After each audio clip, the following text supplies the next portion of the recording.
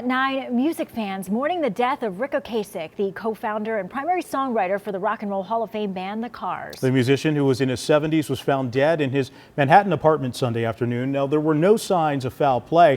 Astrid in the ATL actually interviewed the artist before his passing, and tonight she's looking back at his career. Astrid? Well, Mike, if people didn't know this, that Ric Ocasek, besides being a talented musician, he was also a painter. He was in Atlanta last year for his art presentation. We talked about being inducted into the Rock and Roll Hall of Fame. This is one of his final television interviews. The Cars knew how to let the good times roll with their mix of rock, new wave, and pop.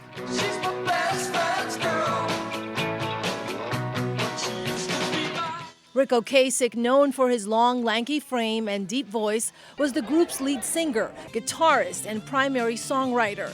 The group made their mark with a string of hits in the late 70s.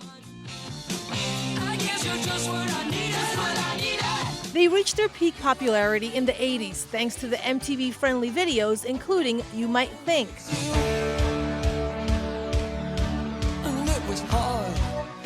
It was on the video for the ballad Drive that Ocasek met his third wife, model Paulina Poroskova. The couple married for 28 years.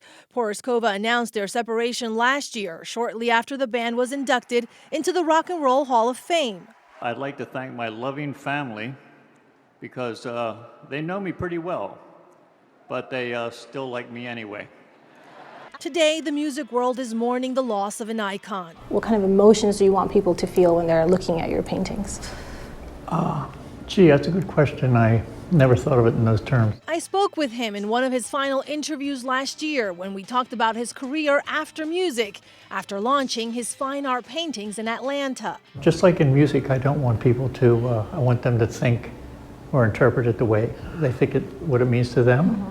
And I don't want to tell them what I think it means. After the Cars broke up in 1988, Ocasek went on to produce hit albums for younger bands, including Weezer, ensuring his musical legacy will continue for generations to come.